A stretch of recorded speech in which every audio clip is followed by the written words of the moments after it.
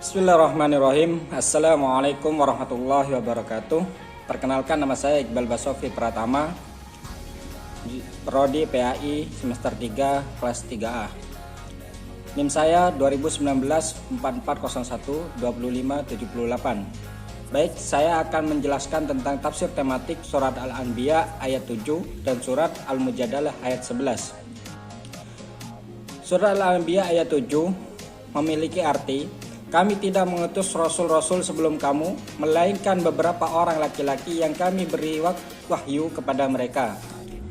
Maka tanyakanlah olehmu kepada orang-orang yang berilmu jika kamu tidak mengetahui. Di dalam tafsir Al-Jami' lil Ahkamil Quran, karya Al-Imam Al-Qurtubi, dijelaskan bahwa firman Allah Subhanahu wa taala, kami tiada mengutus rasul-rasul sebelum kamu, melainkan beberapa orang laki-laki yang kami beri wahyu kepada mereka. Sebagai jawaban atas argumentasi para orang kafir yang meragukan atas kenabian Nabi Muhammad SAW. Mereka mencemooh bahwa Nabi Muhammad SAW itu sama saja dengan manusia biasa, tidak ada kelebihan apapun sehingga tidak perlu diikuti ajarannya. Maka Allah Subhanahu wa taala turunkan ayat ini yang membandingkan antara Nabi Muhammad SAW dengan para nabi terdahulu, di mana para nabi terdahulu itu sama saja dengan beliau sallallahu alaihi wasallam. Sama-sama manusia biasa, hanya saja mereka mendapat wahyu dari Allah Subhanahu wa taala.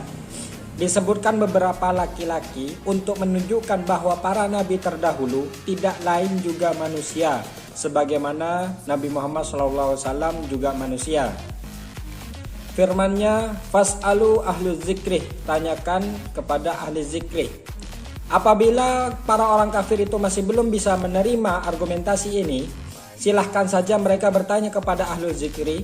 Sufyan menyebutkan bahwa yang dimaksud dengan ahlu zikri adalah para ahli Taurat dan Injil yang telah beriman kepada Nabi Muhammad SAW atau sudah masuk Islam. Disebutkan mereka itu ahlu zikri, atau makna zikir adalah mengingat, karena mereka paham dan mengerti betul kisah para nabi terdahulu yang belum dikenal oleh bangsa Arab. Dan para kafir Quraisy atau para kaum kafir Quraisy memang terbiasa bertanya kepada ahli Taurat dan Injil tentang nabi-nabi terdahulu. Di sini Allah menegaskan kembali untuk bertanya kepada mereka bila belum tahu. Ayat ini menjadi dasar atas kewajiban setiap muslim untuk bertanya tentang hal-hal yang belum ketahui. Maksudnya bertanya dalam masalah hukum-hukum Allah Subhanahu wa taala yang telah diturunkan lewat kitab suci dan rasulnya.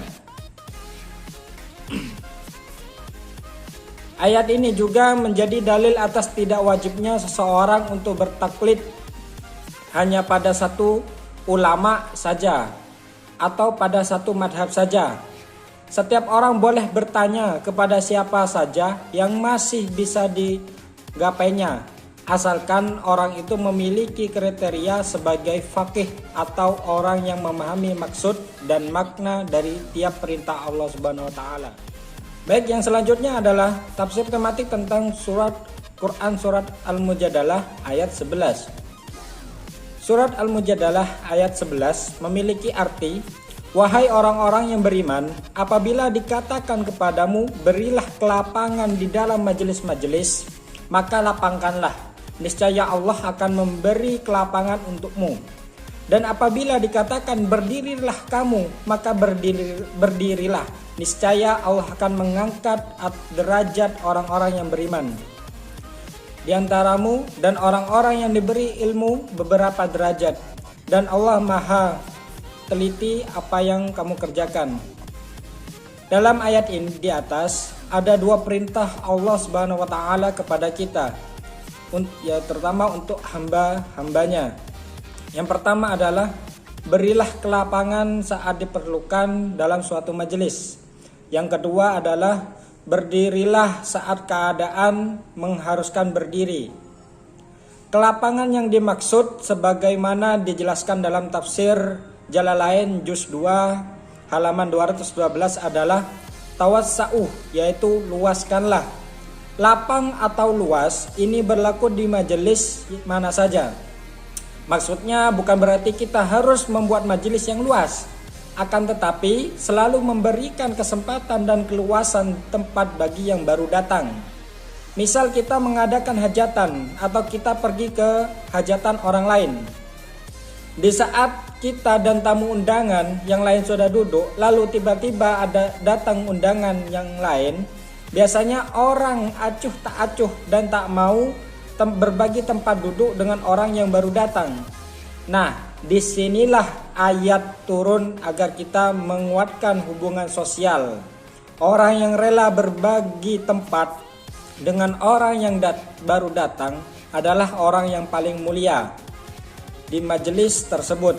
Sebenarnya ayat ini bukan hanya berlaku di dalam hajatan atau sebuah majelis, akan tetapi juga berlaku di dalam majelis ilmu atau sholawat, dan juga berlaku di tempat transportasi seperti di dalam bis, di dalam angkot, di dalam kereta dan lain sebagainya, atau di tempat transportasi umum.